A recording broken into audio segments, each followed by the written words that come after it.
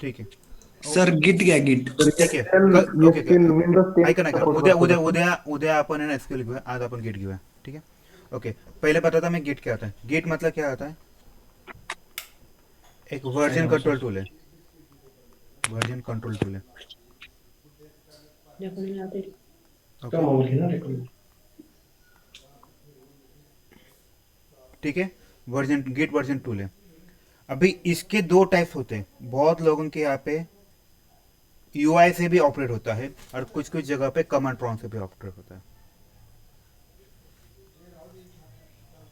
याद है मैंने हम लोगों को ये आपको ये बताया था क्या, इक्लिप्स मेवन बताया था. मेवन के भी दो टाइप्स होते हैं. आप कमांड प्रॉम्प्ट से भी करते हैं या फिर यूआई से भी करते हैं. बराबर. तो मैंने आपको यूआई वाला भी दिखाया था और कमांड प्रॉम्प्ट वाला भी दिखाया था. कमांड प्रॉम्प्ट वाला नहीं दिखाया था. राइट. तो यहाँ पे इंटर में मोस्टली जो क्वेश्चन पूछते हैं ना, वो आपको पूछेंगे, मोस्टली क्वेश्चन आपको पूछेंगे कमांड प्रॉम्प्ट के. तो हमें क्या करना है, हर एक का मीनिंग देखना है, किसका क्या मीनिंग होता है वो हमें आइडेंटिफाई करना है. उसके कुछ ही मीनिंग्स होते हैं, मुझे नहीं, कुछ ही कमांड्स होते हैं, वो बहुत इंपॉर्टेंट है, उसके बिना आपका काम नहीं बनेगा. ठीक है. तो अभी ये वर्जन टूल होता है क्या है कि थोड़ा सा लॉजिक बताने का ट्राई करता हूँ. अगर मान लो मेरे पास कोई एक वर्ड फाइल है.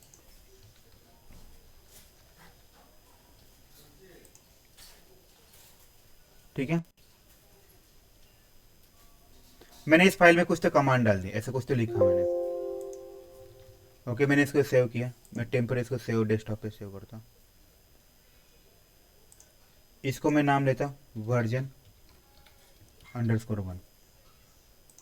ओके. ये मेरा वर्जन _1 हुआ. अभी मान लो मुझे इसमें बाद में पता चला मुझे इसमें कुछ लाइन्स ऐड करने थे, मैंने ऐड कर दिया. तो नाउ टेल मी इसका नाम मुझे क्या रखना पड़ेगा. मुझे प्रीवियस वाला भी देखना है और नया वाला भी देखना है.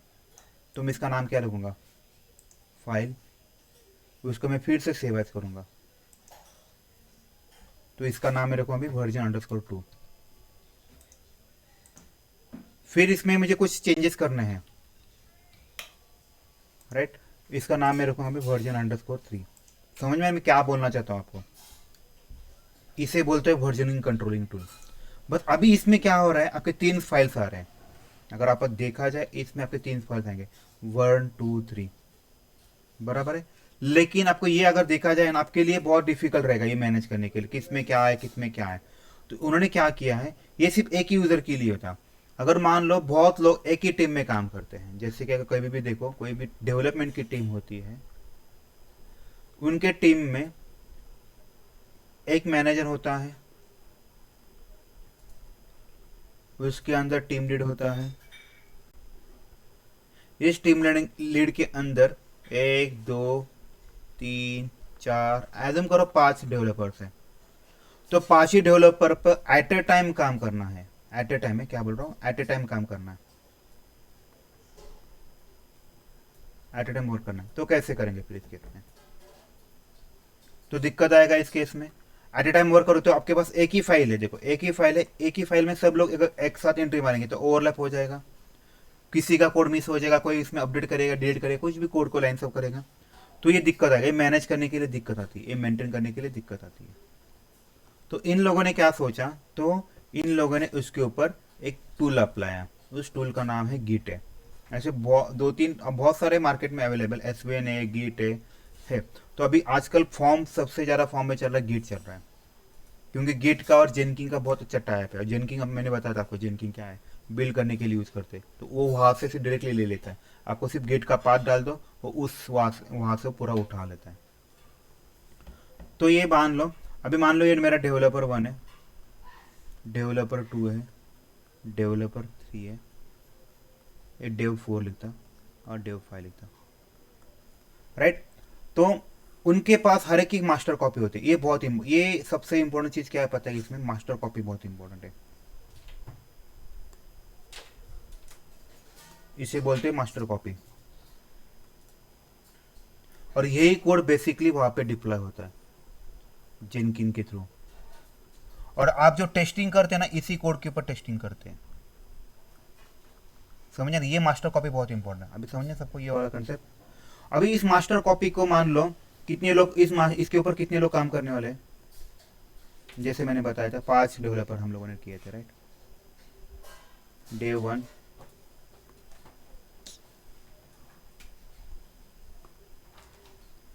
डेव 2, अरे चल क्या रहा है, डेव 3, डेव 4। ठीक है, ऐसे मान लो 4 डेवलपर काम कर रहे हैं। Dev 2, dev 3, dev 4। अभी ये 4 ही लोग एक ही मास्टर पे काम करेंगे कह रहे, ऐसे काम करेंगे कह रहे, ऐसे काम कर सकते हैं क्या? एट ए टाइम सब लोग एक ही मास्टर फाइल का कोड का अपडेट करना डिलीट करना कर सकते हैं क्या? करेंगे तो क्या हो जाएगा, मान लो इसमें कॉन्फ्लिक्ट आ जाएगा। आपने कभी वो रेस कंडीशन सुना है? मतलब उसे पता ही नहीं चलता करना क्या है। तो कभी कभार ऐसे होता है ना, पीसी हैंग होता है। हैंग होता है इसका मतलब क्या होता है पता है? उसे पता ही नहीं चलता अरे करना क्या है। तो हम लोग क्या करते हैं, रिस्टार्ट मार देते हैं। लेकिन इसमें रिस्टार्ट मार सकते हैं क्या? इसमें सब कोड निकल जाएगा फिर, राइट? तो इन लोगों ने क्या किया, ठीक है तुम लोगों को काम करना है ना, एक काम करो, तुम लोग है ना अपना अपना खुद का एक ब्रांच बनाओ। क्या करो, आप अपना खुद का एक ब्रांच बनाओ।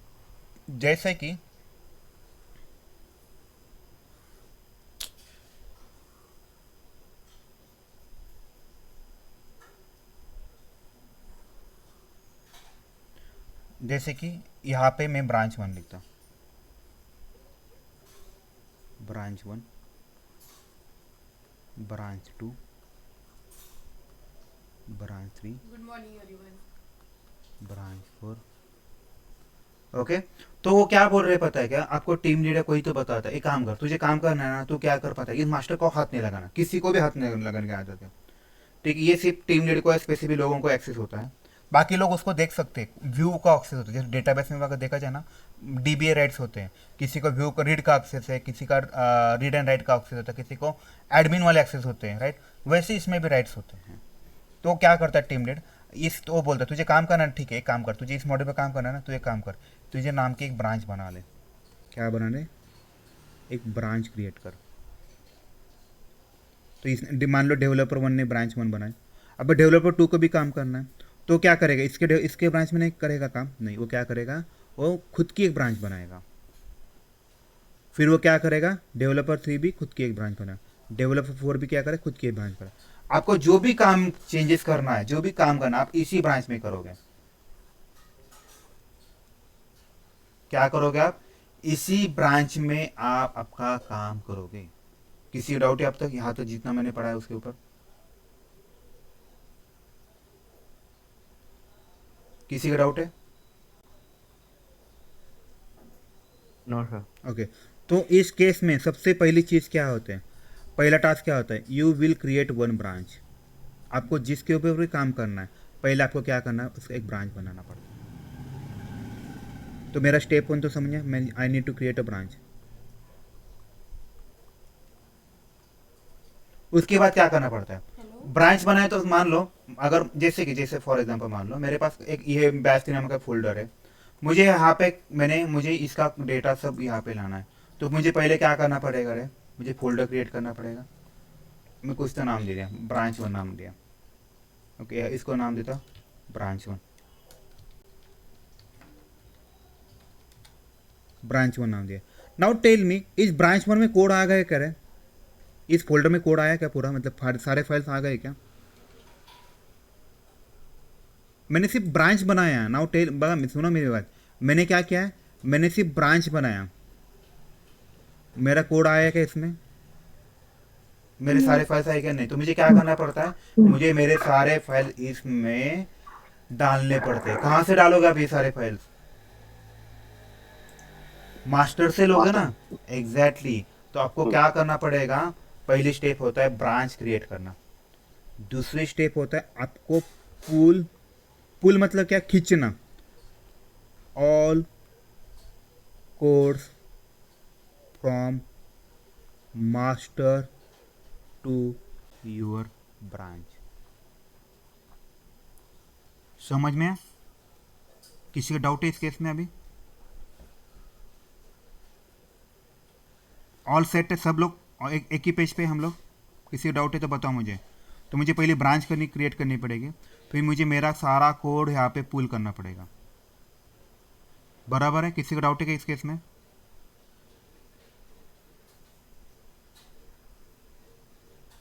Hello, okay.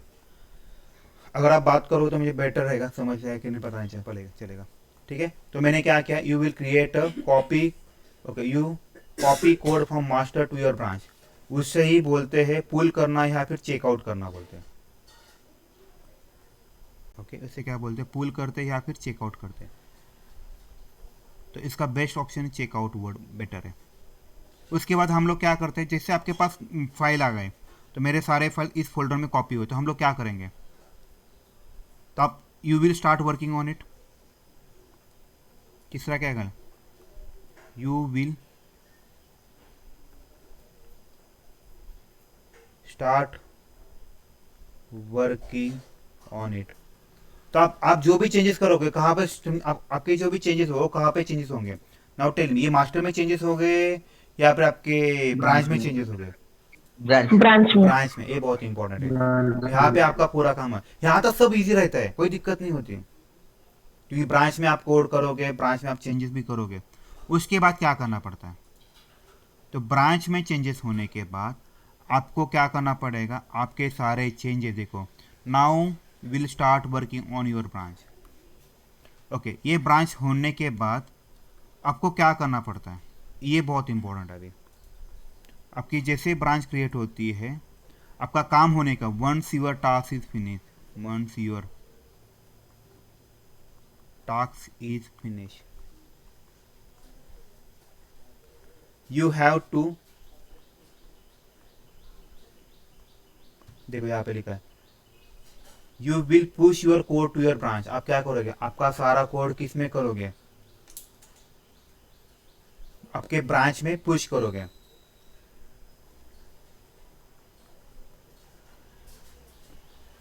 बराबर है, पुश करने के बाद, लेकिन अभी दिक्कत यहाँ पे दिक्कत आती है, यहाँ पे बहुत दिक्कत आती है।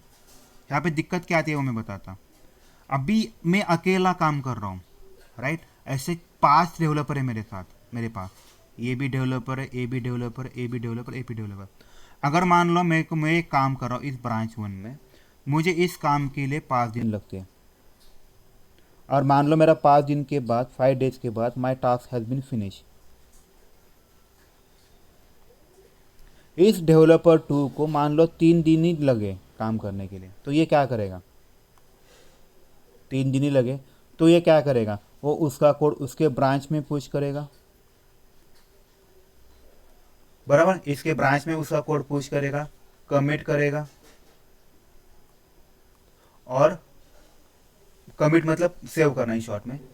ओके, कमिट करेगा, और वो मास्टर को रिक्वेस्ट रेज करेगा। वो क्या करेगा, रिक्वेस्ट रेज करेगा, रिक्वेस्ट रेज करेगा मास्टर में, यानी तो मास्टर में मान लो पहला कोड एक्स था, अभी वो चेंज होके उसमें चेंजेस आया, उसमें चेंजेस क्या आया, मान लो इसका चेंजेस एक्स था, अभी इसका चेंजेस हो गया X1 हो गया। बराबर, ये समझना सबको। मैं डेवलपर 2 की बात कर रहा हूँ, डेवलपर 2 का काम 3 दिन में ख़त्म करता है। उसने जो भी चेंजेस हो वो ऑब्वियस है ना, वो तो उसके सारे चेंजेस वो क्या करेगा, सेव करेगा, पुश करेगा, कमिट करेगा, और ये मास्टर 1 को मर्ज करेगा।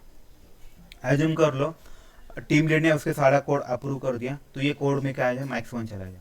नाउ एक क्वेश्चन है मेरे को, मुझे जो बताना, यहाँ पे मेन पिक्चर है। नाउ टेल मी, यहाँ पे इस ब्रांच में कोड कौन सा है रे, इस B1 में कोड कौन सा है, वो एक्स का है, खाली एक्स का एक्स, है। बस एक्स का है, X1 नहीं है। ये बहुत इंपॉर्टेंट है। आप जो भी चेंजेस कर रहे हो एक्स में ही चेंजेस कर रहे हो, राइट, तो फिर आप डायरेक्टली मास्टर को रिक्वेस्ट भेज सकते हो क्या, नहीं, बराबर ना। तो अभी क्या करना पड़ेगा आपको, आपको फिर से इसको सिंक करना पड़ेगा, मुझे पुल करना पड़ेगा फिर से कोड उसको। बट आपके कोड के चेंजेस पहले इसमें हो गई, तो उसे बोलते हैं मर्ज करने पड़ते हैं, उसे बोलते हैं मर्ज करना। तो पहले क्या करोगे आप, जैसे आप आपका कोड इसमें डालोगे, कमिट करने पुश करने से पहले आप क्या करोगे, फिर से एक बार इसको सिंक करोगे। तो मैं आपको इसका एक साइकिल बताता, ट्राई करता, git push, okay, and resolve, okay, push steps, देखते क्या होता है। इमेजेस में शायद से मुझे या फ्लो चार्ट में अच्छे सा मिलेगा।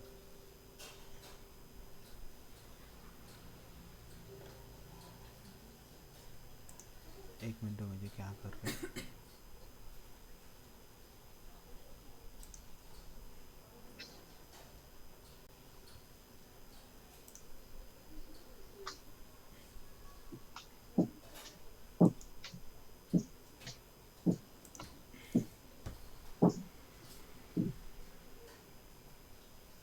ये थोड़ा शायद आपको थोड़ा इमेज थोड़ा ज़्यादा क्लियर हो जाएगा पिक्चर।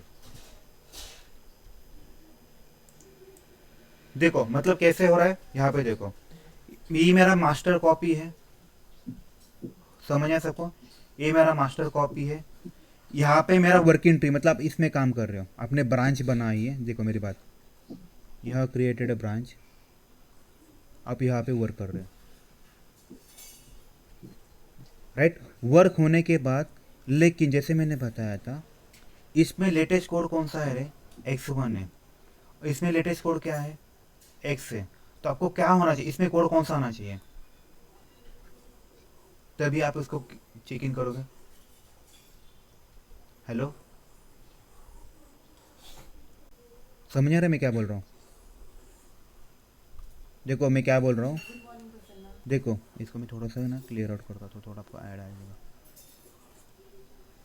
ओके, अगर आप यहाँ पे देखो इस कोड में इस ब्रांच में कौन कौन सा है, एक्स है।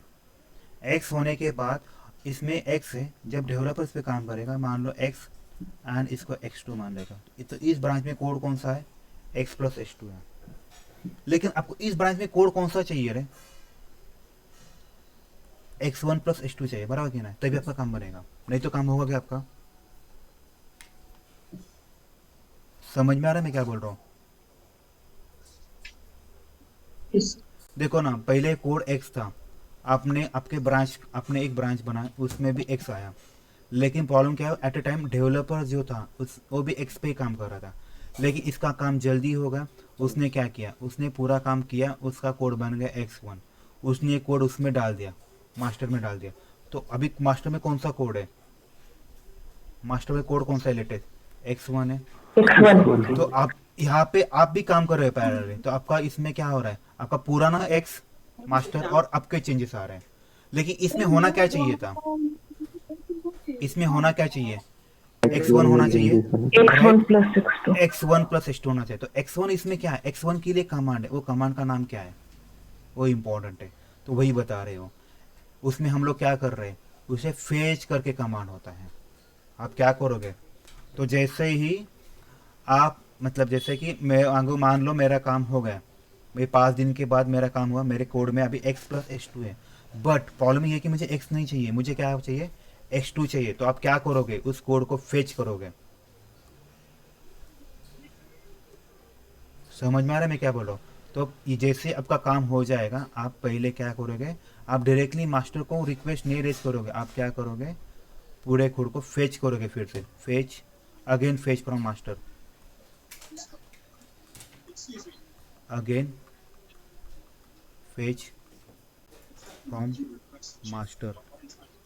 तो इससे क्या होगा, अगर आप फिर से मास्टर करो तो इसमें आपके ब्रांच में कौन सा कोड आ जाएगा, x1 आ जाएगा, ये बहुत इंपॉर्टेंट है। और आपका जो भी चेंजेस है वो भी रहेगा x2 वाले, याद रखो ये भी बहुत इंपॉर्टेंट है। समझ में आया सबको? तो मैंने सर क्या, पुल और फेच में क्या डिफरेंस एक्स की जगह एक्स वन आएगा क्या? सॉरी, एक्स की जगह एक्स वन आएगा, एक्स टू x1 आएगा? आएगा ना, x1 आएगा ना।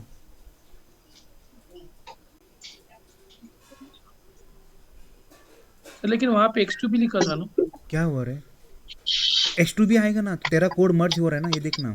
तो हम लोग क्या कर रहे हैं, इसको मैं नेमिंग करता है, देखो पहले तो हम लोग 1 कर रहे हैं, ये देख, ये मैंने 1 किया, तो आपका क्लोन किया मतलब क्या होता है, सारा कोड कॉपी हो जाता है। दूसरा क्या होता है, आप उसे पूल और मर्ज करते हैं, ये दूसरी स्टेप है, मतलब आपके काम्स करते हैं, ये लोकल रिपोजिटरी बोल सकते हो, और स्टोरिंग एरिया।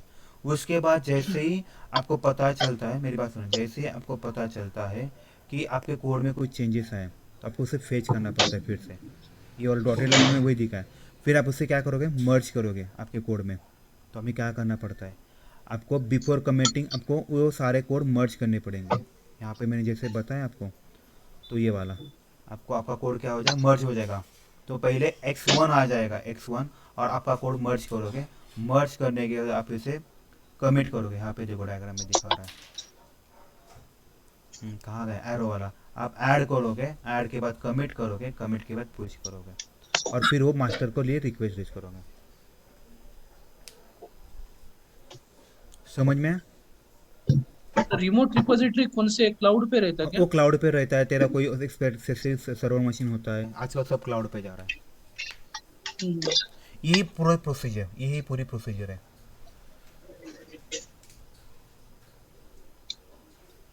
ठीक है, और ये आपका ब्रांच है बेसिकली, याद रखो, ये आपका क्या है, ये आपका ब्रांच है।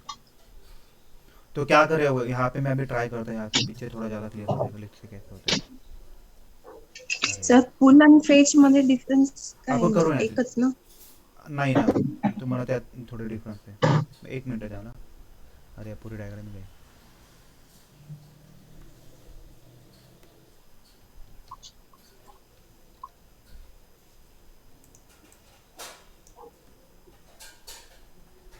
आप पुल करते हो ना तो आपका ये भी हो जाएगा, फेच भी हो जाएगा और मर्ज भी होता है। और फेच में सिर्फ जो चेंजेस आते हैं वो आते हैं, देखो मैं आपको दिखाता डिफरेंस। पुल मतलब क्या एग्जैक्टली? अरे वो खींचना, पुल मतलब सारा आप खींच रहे हो, देखो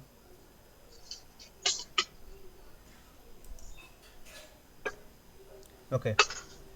ये देखो फेच क्या करता है, fetch just download the changes made from the remote to local, ये बहुत इंपॉर्टेंट है, वही ना मैंने आपको जो बताया वही लॉजिक था बराबर।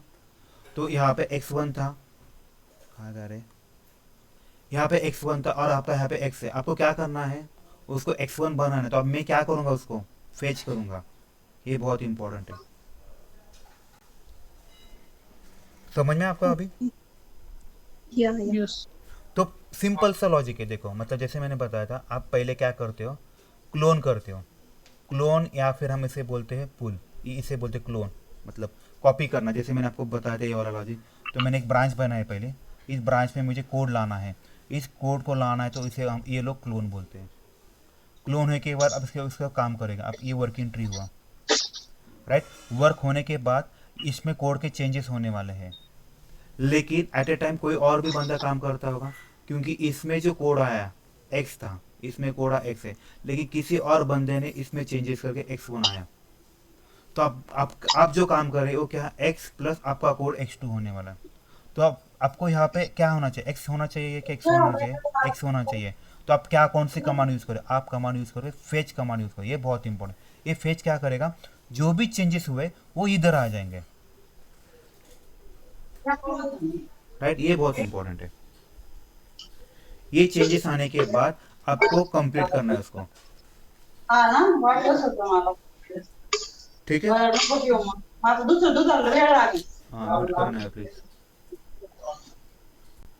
समझ आया सबको? तो अभी येस सर. ओके, अभी हमें क्या करना है, देखो इंटरव्यू में क्या पूछते हैं, सबसे इंपॉर्टेंट मैंने बहुत बार देखा ना, इंटरव्यू में ये नहीं पूछते, इंटरव्यू में मोस्टली पूछते गिट कमांड्स पूछते हैं। मैंने जितने देखे ना, मतलब सब में उन्होंने गिट की कमांड ही पूछे, तो हमें जितने कर सकते हैं आप उतने गिट की कमांड करो, और मोस्टली डिफरेंट भी पूछेंगे।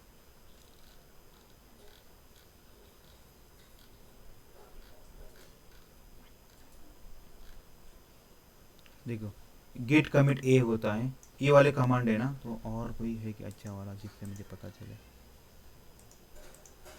सर एसवीएन क्या रहता? वो भी चेक इन चेकआउट के लिए लेकर होता है।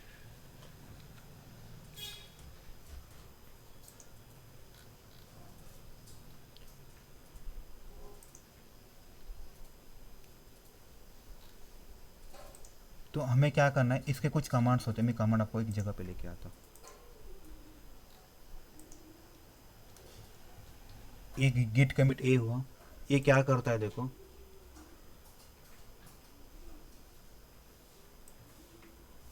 पूरा का पूरा वो कमिट कर लेता है।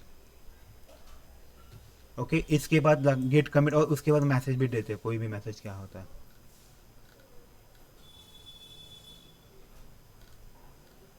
गेट कमिट ही दिया है उन्होंने, और इसमें इतनी कमांड नहीं है।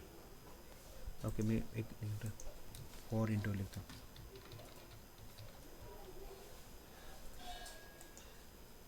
ये बेटर रहेगा।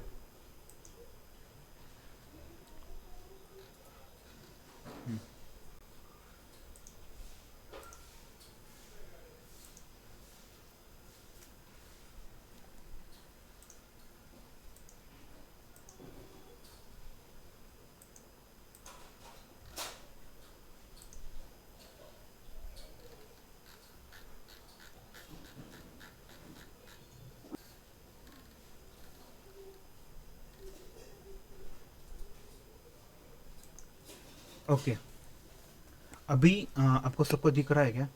ओके, 2 मिनट रुकते हैं।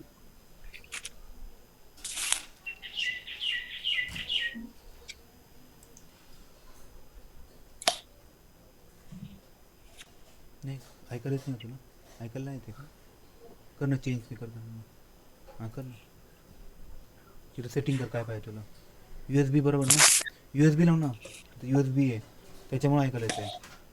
आता येईल ऐकायला. तिथं लिहिलं आहे USB, स्पीकर USB लिहिलं आहे. तुझा माइकचा प्रॉब्लम है. ओके सुनो, अभी इंट्रो में क्या पूछते देखो, इंट्रो में पूछते हैं कि भाई what is the version control tool, तो गिट वाला ओके ये पूछते हैं व्हाट इज़ गिट रिपोजिटरी, ये इंपॉर्टेंट है. गिट रिपोजिटरी मतलब क्या होता है कि एक रिपोजिटरी मैंने कल उस दिन भी बताया, रिपोजिटरी मतलब एक लोकेशन है जहाँ पे आप सारी चीज़ें स्टोर करते हो, तो वही है. तो क्वेश्चन क्या पूछेंगे देखो, a repository file structure where Git store all the project based file, आपके सारे फाइल उसमें यहाँ पे स्टोर हो जाएंगे. जैसे आप फोल्डर बनाते हो, फोल्डर के अंदर फोल्डर, फोल्डर के अंदर फोल्डर, ऐसा जैसे होता है ना, आप जिस जैसे स्ट्रक्चर बनाओगे उसी स्ट्रक्चर से आपका ये सारा फाइल स्टोर कर देता है. ओके उसके बाद ये पूछते what does clean git clone, clone क्या करता है. देखो यहाँ पे भी हम लोगों ने क्लोन किया था. ये वाला क्लोन जो है ना, आपका जो भी कोड है कहाँ का, मास्टर का, वो कोड आपको कॉपी करके देता है. जो इनिशियल स्टेट में जैसे मैंने किया था, मैंने एक ब्रांच बनाई थी, इस ब्रांच में मैंने इधर का सारा कोड कॉपी किया था, तो इसमें मास्टर का सारा कोड कॉपी किया था, इसमें आ जाए. वैसे ही ये क्या करता है, आपका जो भी कोड है पूरा का पूरा कोड, वो पूरा का पूरा कोड आपको वर्किंग आपके इस लोकल रिपोजिटरी में देखे देते हैं. तो वही है, this command creates a copy, देखो copy of existing Git repository. देखो it is used to get the copy of remote repository to local repository. ये बहुत इंपॉर्टेंट है.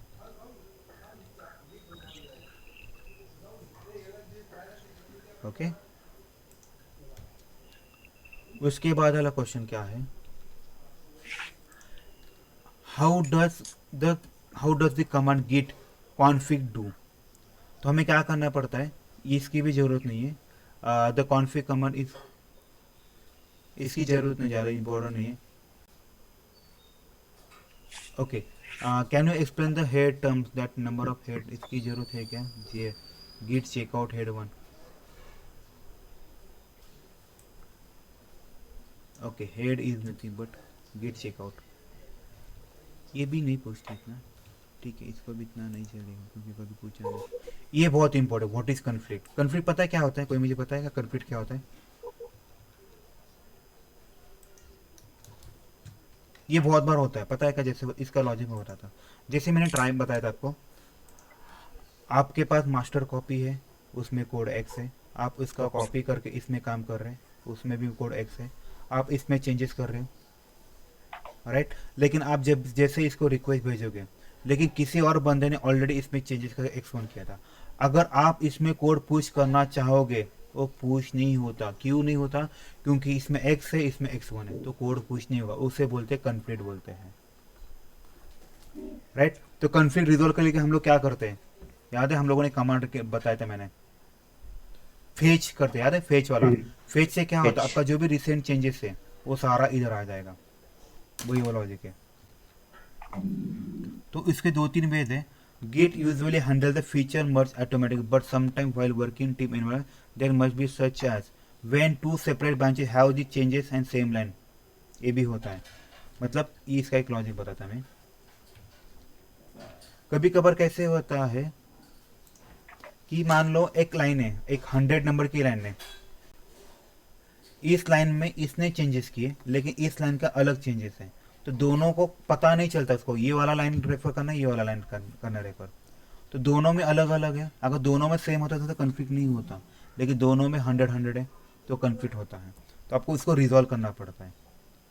This conflict how to resolve manually, ये कन्फ्लिक्ट आपको manually resolve करना पड़ता है, ये बहुत इंपॉर्टेंट है, इसके लिए सोल्यूशन नहीं है। देखो सर यानी ऊपर के इसमें x1 है, दूसरे इसमें x है, तो कॉन्फ्लिक्ट होता है क्या? कन्फ्लिक्ट वो वाला भी है के, और लेकिन उससे भी बेटर क्या होता है पता है क्या, अगर मान लो x1 है, x1 ने मान लो 100 लाइन पे चेंजेस किया है, इसमें मान लो इसने इफ कंडीशन यूज किया 100 लाइन पे, लेकिन ये जो पुराना वाला x1 है, मतलब पुराना वाला जो x था, उसमें उसकी जगह फॉर लूप है, तो उसे पता ही नहीं चलेगा भाई ये इफ लेना है या क्या फिर फॉर लूप लेना है, तो इस केस में कन्फ्लिक्ट रिजॉल्व होता है, कन्फ्लिक्ट होता है। तो हमें इसको रिजॉल्व करना पड़ता है, हमें वो फाइल को कंपेयर करना पड़ता है और चेक करना पड़ता है हम लोग इसका कन्फ्लिक्ट कैसे रिजॉल्व करें, उससे आपको मैनुअल ये फॉर लेना है या वो ये लेना है, मतलब।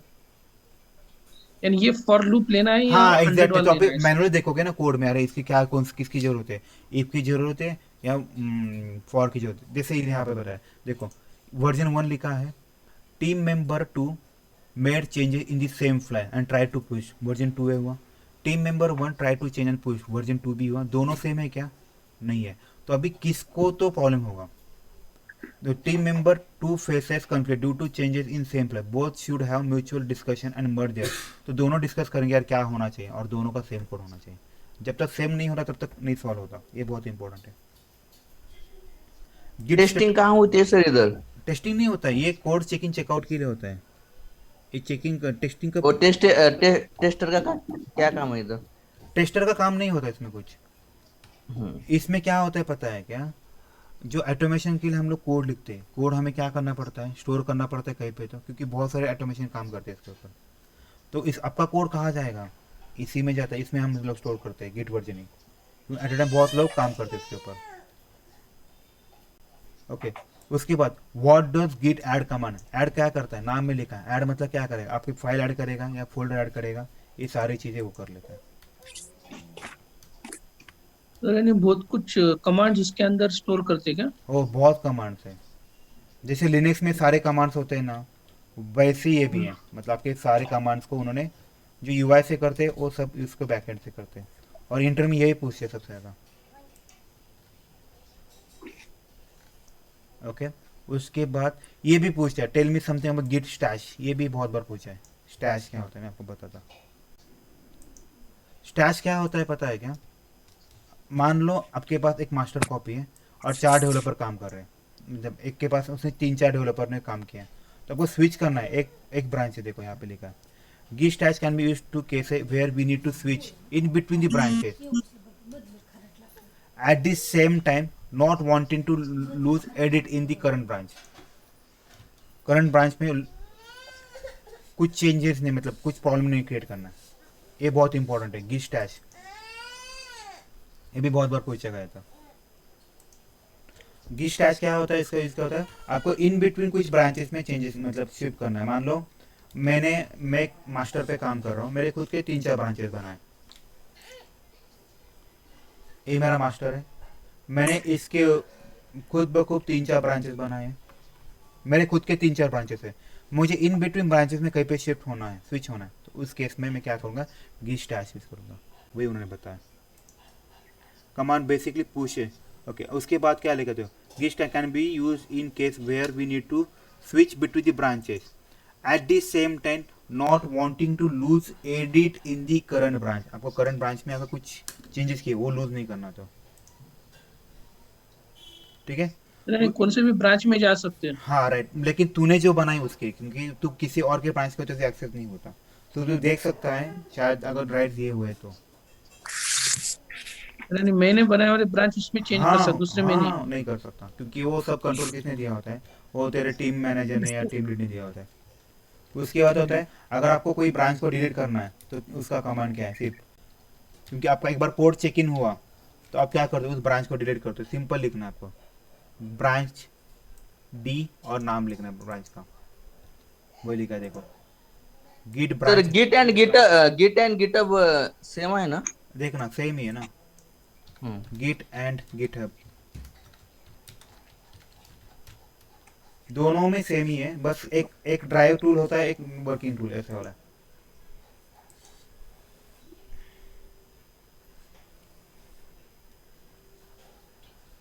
हब मतलब क्या है, एक स्पेस ना।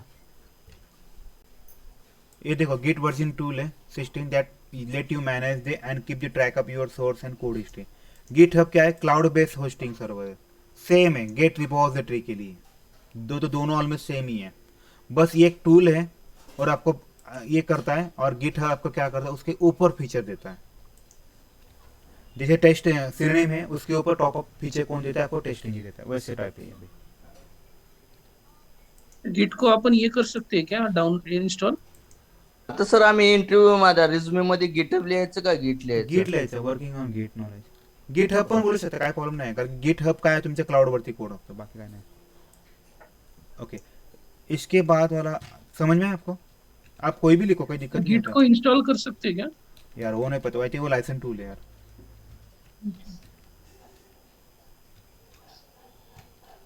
Okay, what is the difference between git remote and git clone? Git clone से क्या होता है, आपका पूरा कोड कॉपी हो जाता है यार। देखो, गिट रिमोट से क्या होता है, remote command create an entry in git config file config, and git clone से क्या होता है, आपका पूरा का पूरा कोड कॉपी हो जाता है। ये बहुत इंपॉर्टेंट है, पूरा एक कॉपी बना के देता है, जैसे मैं आपको बताया था गिट क्लोन वाला। But sir, these commands where we have to execute कुठलं रे, हे कमांड प्रॉम्प्ट वरती Yeah, करावं git लागतं remote. तुम्हाला, हे तुम्हाला remote Command prompt. Command prompt नहीं करावं Okay. लागतं। Okay, okay. एक्चुअली हे जे ना, इसके ना दो टाइप्स होते हैं, एक यूआई भी होता है, ओके, और एक कमांड प्रॉम्प्ट से भी होता है। लेकिन मोस्टली कंपनी, कुछ कुछ कंपनी यूआई से काम करते हैं, जैसे मैं काम करता है वहाँ पे यूआई से काम करते हैं, लेकिन कुछ कुछ कंपनी बोलते हैं कि आप कमांड प्रॉम्प्ट से काम करो। तो इसके इसीलिए तो ना मैं आपको सारे नहीं बता रहा हूँ, जो बेसिक बेसिक कमांड से वही बता रहा हूँ। Okay. ओके, उसके बाद आता है difference between git pull and fetch. अभी मैंने बताया था आपको, देखो this command pulls the new changes, एक मिनट मैंने, ओके यहाँ पे पढ़ते हैं। This command pulls the new changes from the currently working branch located in remote repo. आणि फेच क्या करता है, दोनों भी सेम करता है, लेकिन ये क्या करता है, pulls all the commit and changes desired branch and store them in new branch of local repository. आपकी जो भी लोकल रिपोजिटरी, जो भी नए रिसेंट चेंजेस हुए वो सारे इसमें होते हैं। For the changes to be reflect in current और target branch, Git fetch should follow by Git merge. मतलब गिट मर्ज होने के बाद गिट फेच करना, ये बहुत इंपॉर्टेंट है। तो गिट पुल मतलब क्या होता है, देखो गिट पुल में आपका क्या होता है, आपका कोड फेच भी होता है और मर्ज भी होता है। ठीक है, मैं आपको ये यूआरएल पिंग करता हूँ, ये यूआरएल बहुत इंपॉर्टेंट है, मैं यहाँ पे लिख देता हूँ। सर ये लोकल रिपोजिटरी मतलब ये क्या, लोकल कंप्यूटर? हाँ, तेरे पीसी पे हम्म। जहाँ पे तू काम करने वाला है वो। ओके, और कोई कमांड है क्या? लेकिन और एक ये question, how will you resolve conflict, ये आपको डेफिनेटली पूछेंगे, क्योंकि ये सबसे ज़्यादा ऑकर होता है क्वेश्चन, तो इसको मैं थोड़ा टॉप पे डालता। रिपोजिटरी मतलब क्या एग्जैक्ट है? अरे जहाँ पे तो तेरा सारा फोल्डर फाइल स्टोर करता है। गूगल ड्राइव क्या होता है, तू वहाँ पे भी तेरे सारे फाइल स्टोर करता है ना, उसमें फोल्डर क्रिएट कर सकता है, सेपरेट फाइल डाल सकता है, वही लॉजिक है यहाँ पे भी। Yes. हम्म।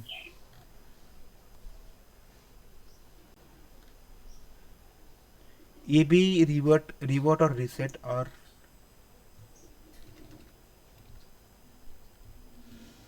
रिवर्ट की जरूरत नहीं पड़ती कभी, ठीक है, इसकी जरूरत नहीं पड़ेगी, बाकी क्या है नहीं, इतना ही है, ठीक है।